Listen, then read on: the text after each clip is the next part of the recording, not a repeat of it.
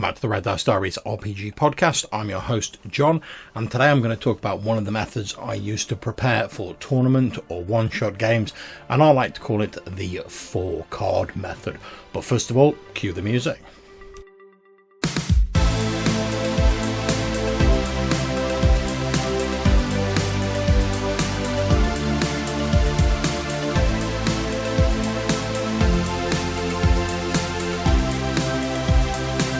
Okay, so a little bit of background. I often run games for Games on Demand at the UK Games Expo, which is a convention that happens over here in the UK. And Games on Demand are 2-hour taster sessions where people can pretty much just get a ticket, short notice, rock up, try out a new game, see if they like it. There's no real massive commitment to it. But obviously running a 2-hour short session does bring a number of challenges for the GM. Couple that with the fact that I'm travelling down on train, so I have to travel fairly light. I can't afford to be carrying around massive amounts of books with me or reams and reams of notes, and obviously I've got to include pre-gen characters in that. So over the few years I've been doing this, I've streamlined my approach to preparing my notes for a game session, but I've tried to do it in a way that contains all of the things that I think I need to run such a short or a punchy one-shot session, and I do think that this approach brings some benefit, so I'm going to explain it to you now. So for starters, I start off with my old trusty index cards. The ones I'm using are sort of A6 size, which is roughly half the size of a page in your standard sort of OSR book. You need A5 your digest size, give or take a little bit. And I generally try and use 4 of these cards, both sides, for each of my games. On the first card, I write the name of the game system at the top, and I put the UK Games Expo 2022 underneath it, and I put the number in the corner. So 1 on the first side, 2nd on the second side, 3 on the next one, etc., etc., just to help me keep them in order.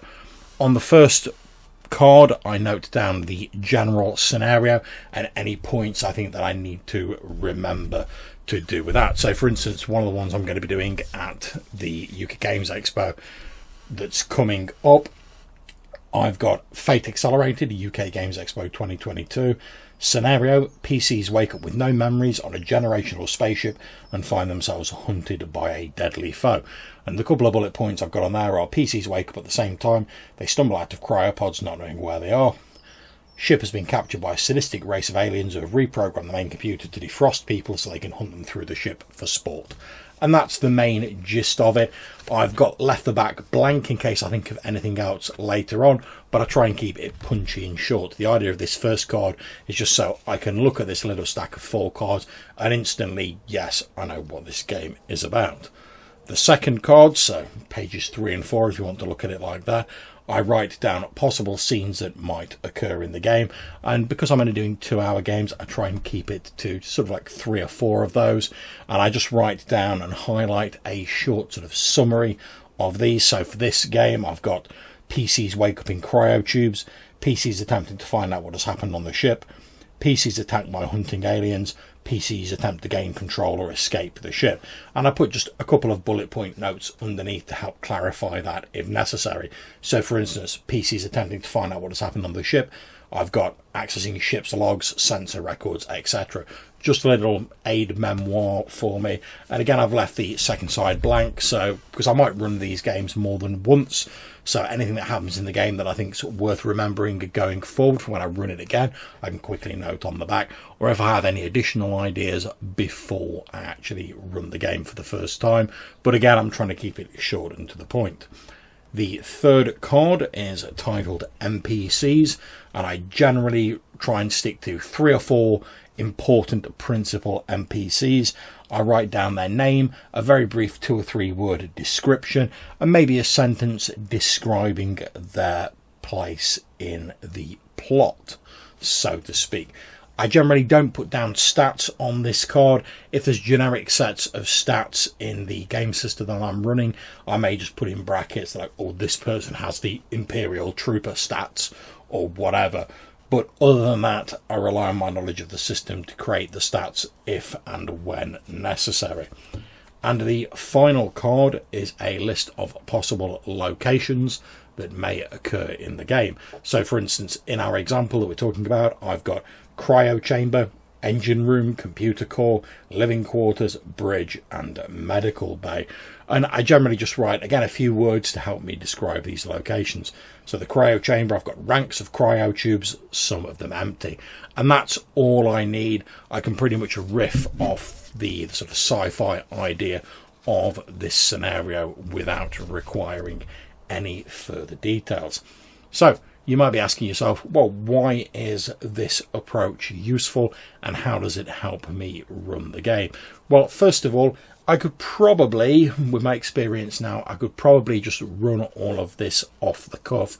However, there's always the chance that, you're going to wake up one morning tired, or you're going to be a little bit sort of under the weather or whatever, your energy is going to be lacking a little bit, and you might struggle to pull these details out of the ether, so to speak, wholesale. And that's when just having these bullet point notes and these little refreshers can help spur your memory and get you moving in the right direction. There's still a lot of blank space because of the sort of short, précis nature of these notes that I can fill in. So I've got plenty of wiggle room that I can sort of move things about and shuffle them about a little bit during the actual game in response to what the player characters do.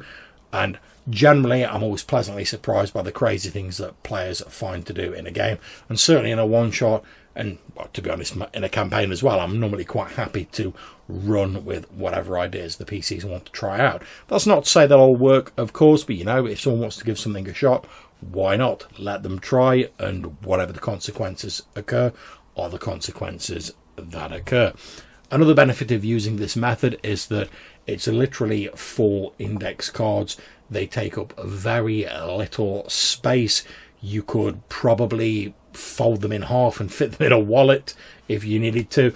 I tend to tuck them in the page of the rule book that I'm taking with me, or I bulldog clip them to a rules cheat sheet if I'm not taking a book with me, because as I say, my space is pretty much limited to a single luggage bag which I have to fit both mine and my wife's clothes in, and then I have a small backpack which I put all my game stuff in.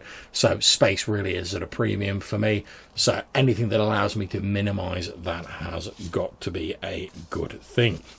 Another advantage is the fact that because I'm using these index cards and I'm only giving myself very limited space to put in details of locations, NPCs, scenarios, etc., it encourages me not to waffle and to focus on what is really important in these notes going down and to keep them clear and concise. This makes it a lot easier for me to reference them during a game, and is a trick that I pretty much picked up from old school essentials, where a lot of the locations and things like that are described like a single phrase in bold and then a couple of like keywords after them. Dungeon World does a similar thing, and I've always really liked that as a style of recording things to enable me to get to the meat of the matter very quickly when I'm running a game. Another advantage of this approach is that because you've not spent days and days and weeks trying to cover every little possibility, it encourages you not to be overly precious about anything that you have written down, which I think is only a good thing. For instance, because I've not spent weeks and weeks detailing the strange generational craft where the PCs find themselves, if the player characters decide they want to overload the engine room and destroy the ship, then I'm not going to be like, oh no, you can't do that because I've spent far too long creating all of the stats for this ship. I've just got a few lines on an index card. I'm going to be like, yeah, sure, you go for it. You try that. It may not work, but if they do succeed and they blow up the ship, it's not going to worry me over much, and I'm not going to feel like I've wasted a tremendous amount of effort in generating the stats for that vessel.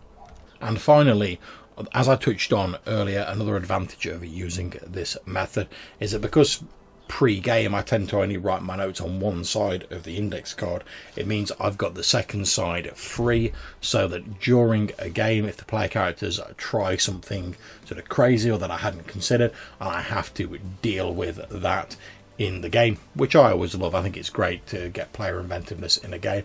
I can scribble down some notes on the back of the appropriate card, and I can use those notes going forward if I run that scenario again to continuously sort of hone and improve it the more I run it. And that goes for if I decide to take any of these games that I'm preparing now to future UK Games Expos. All I've got to do is keep track of this little stack of cards and have my notes on the back of them, and I will be able to carry forward those improvements and those ideas from previous years. Also, the index cards are great for having little sketch maps on the back if you need to, and I always take a few extra with me to the convention so that if I need to draw a quick map, I can just sketch it out on an index card, plop it down on the table, and then when the game ends I can clip it to the small stack of cards for that particular game and either use it going forward or have it for future reference, and again without it taking up too much space. So there we are, that's my 4-card index card method for preparing games for one-shots and conventions. I'd love to hear from you guys how you prepare for conventions. What do you think of my 4-card idea? Do you like it? Do you think maybe it's not enough information? Either way, we'd love to hear from you. There's a number of different ways you can get in touch. You can leave us a voicemail message on SpeakPipe or Anchor, or you can send us an email to rddrpgpodcast@gmail.com. You might even be featured in a future call-in episode. So until we see you again, take care, stay safe, whatever you're playing, have fun.